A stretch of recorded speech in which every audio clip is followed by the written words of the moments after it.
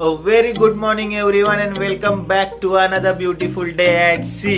तो अभी बज रहे हैं सुबह के 3:55 और 5 मिनट में हम लोग को पहुंचना है ब्रिज पे नेविगेशनल वॉच के लिए, जो मॉर्निंग 4 to 8 o'clock होती है मेरी।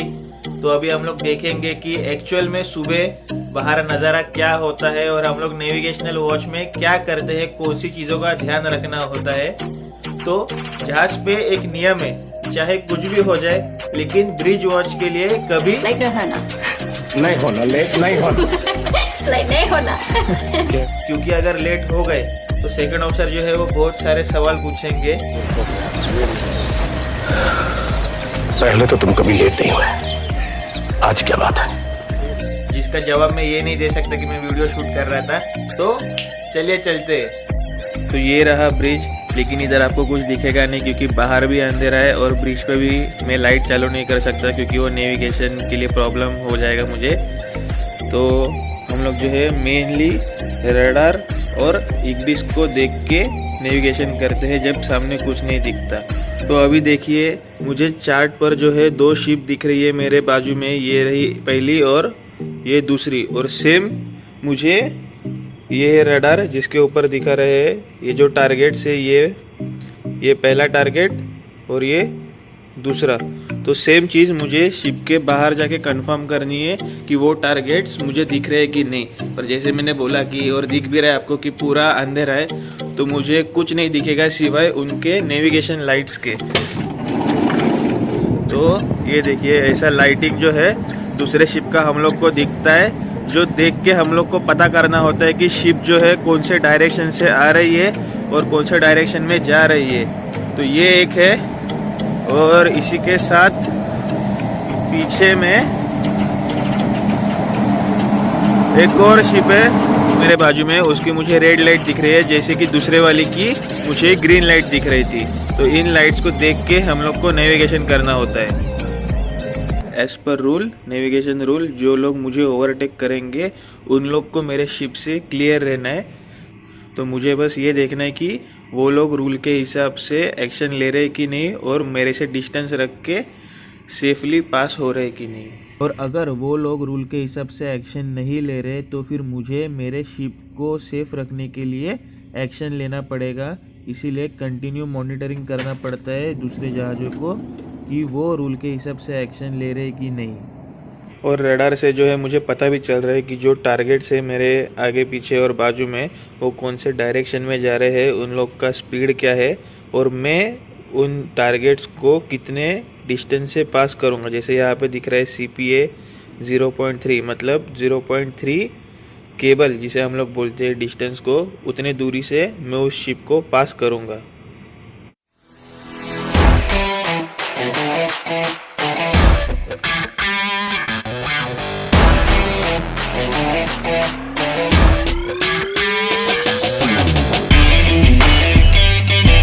तो डे टाइम में जो है कुछ दिक्कत आती नहीं है क्योंकि सब चीज़ें विजिबल हो जाती है। तो बस इतना है कि रूल फॉलो करो और शिप को सेफ रखो। और आज शाम को हम लोग पहुंचने वाले हैं बेल्जियम।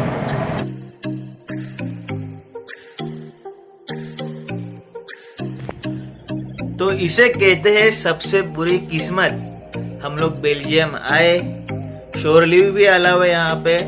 मैं थर्ड ऑफिसर और 2 AB मस्त सज धज के शोर लीव के लिए बाहर गए और टैक्सी वाला क्या बोलते हैं कि भाई आज संडे, सब कुछ बंद है, मॉल, शॉप्स, क्लब्स, पब्स सब कुछ बंद है। और फिर भी अगर तुम लोग को जाना है तो खाली वन वे 14 किलोमीटर्स का 55 यूरो, मतलब इंडियन करेंसी में 7,000 रुपया सिर्फ जाने का, और आने का 7,000 रुपया अलग। वो भी जाके सब कुछ बंद मिलेगा तो कुछ मतलब नहीं है। इससे पूरा और क्या हो सकता है। चलो कोई नहीं, अगली बार जब आएंगे तब देखते हैं बेल्जियम घूमने का मौका मिलता है क्या। तो एक और बात इस पोर्ट की खास है कि ये पोर्ट जो है वो नदी के अंदर है। तो इन्होंने इनका नदी का पानी समुद्र के पानी के साथ मिक्स ना हो, इसीलिए एक सिस्टम बनाया है जिसे कहते हैं लॉक गेट, यानी कि नदी और समुद्र के बीच में इन्होंने गेट्स डाल के रखे। मैं दिखाता हूँ आपको। तो ये जो है लैंड है, ये यहाँ पे पूरा सी, और ये जो है एंट्रेंस है नदी का। तो नदी के एंट्रेंस पे यहाँ पे उन्होंने एक गेट लगाया हुआ है, इसको हम शायद बोलते हैं नंबर 1, और यहाँ पे लगाया है नंबर 2 गेट। तो जब शिप समुंदर से आता है तब ये पहला वाला गेट खुला होता है, जहाज को है इन दोनों के बीच में बांध के रखते और ये वाला गेट बंद कर देते। तो यहाँ पे ऐसा है कि जो नदी का पानी है उसका हाइट समुंदर के पानी से ज़्यादा है, यानी कि अब ये पहला गेट है, ये दूसरा गेट है, ये समुंदर का हाइट है और ये नदी का हाइट है, और शिप है अभी इस लेवल पे क्योंकि हम लोग समुंदर में से आए हैं। तो जब ये गेट नंबर 1 बंद कर देते हैं तो इसके अंदर ये लोग पानी भरना चालू करते।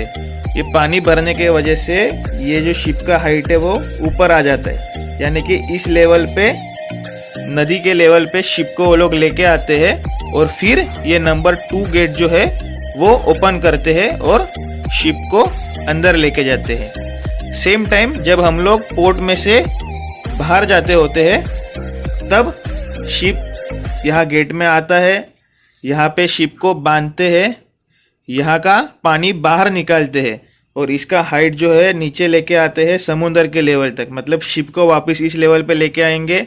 फिर ये गेट ओपन करते हैं और शिप को बाहर निकालते हैं।